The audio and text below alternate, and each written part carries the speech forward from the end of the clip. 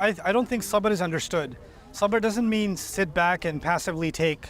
No, but like constantly pray, dua, every. No. Prayer and dua is one piece of it. But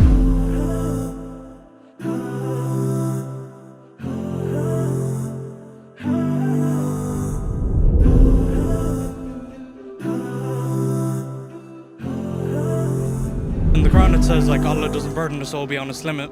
I know this is a more sensitive question, but then why do Muslims commit suicide? good question. Why does any human being commit suicide? Because Allah didn't just say He doesn't burden a Muslim. He says that He doesn't burden anybody beyond their limit, right? So the larger question is, how do people die out of pain? Or how come people weren't able to tolerate the infection and they died? So that would be a burden they couldn't bear. The context of the surah and the context of the ayah is very important. The ayah is talking about burdens in terms of responsibilities. The entire discussion in Surah Al-Baqarah is not about trials of life. It's about the trial of the difficulty or the responsibility of upholding Allah's word. Like Allah says, be honest, for example, right? Allah says, be kind to your parents, for example. Allah says, humble yourself, for example. These are burdens He placed on us. Yeah. None of these are beyond what we're capable of. None of them. He's not talking about earthquakes and tsunamis because somebody couldn't bear the flood and they drowned. Yeah. Right? And somebody couldn't bear the psychological hell that they were going through when they committed suicide or whatever, right? So it may be a psychological disorder. So would they go to hell or? There's no way for us to say. We don't know the actual cause, right? Allah knows if this person was sick or not. Allah knows that. Yeah. So there's no way for me to comfortably comment on somebody who committed suicide and say for sure they're this way or that way. Okay, but then what advice would you give to somebody, like just because the advice I hear is just have sabr, but there's only so much sabr somebody can take, you know what I mean? So I think what else are you meant to do? I don't think sabr is understood. Sabr doesn't mean sit back and passively take. No, but like constantly pray, dua, every. No. Prayer and dua is one piece of it, but versatility and agility is another piece of it.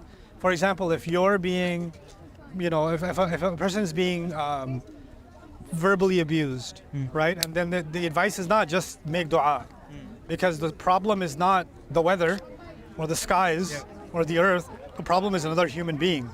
So deal with that problem. Hey, you can't talk to me this way. I don't want to be spoken to this way. I won't have this anymore, right? You have to confront a problem. That's not a spiritual problem. That's one's inability or unwillingness to actually deal with the problem in front of them and then blame that on God and say, no, it's God didn't give me enough sabr. No. You have a confrontation problem.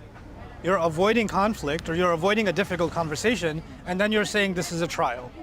You don't get to do that. Okay. Right? You have to face whatever it is you need to face. Allah says, قُولُوا قَوْلًا سَدِيدًا. Speak straightforward, right?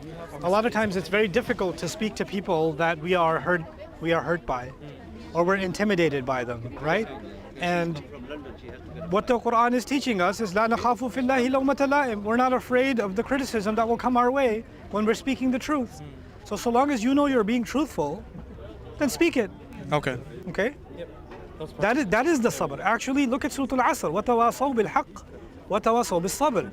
They counseled each other to the truth and then counseled to sabr. Meaning, you only need sabr when you're going to confront somebody truthfully. It's not sit there quiet, take the insults and take the abuse and have sabr. It's confront it, and then whatever comes your way, then have sabr and still confront it. Okay. So it's actually, people have taken sabr to have a passive meaning, and in the Quran, sabr has a very active meaning, right? And that's what I want you to take from this, okay? Thank you so much. You're welcome, my dear. Allah help you.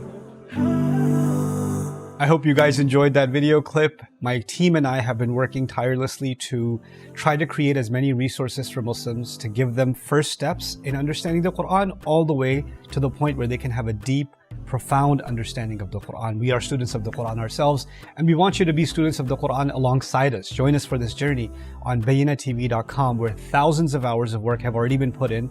And don't be intimidated, it's step by step by step, so you can make learning the Quran a part of your lifestyle. There's lots of stuff available on YouTube, but it's all over the place. If you want an organized approach to studying the Quran beginning to end for yourself, your kids, your family, and even among peers, that would be the way to go. Sign up for bayinatv.com.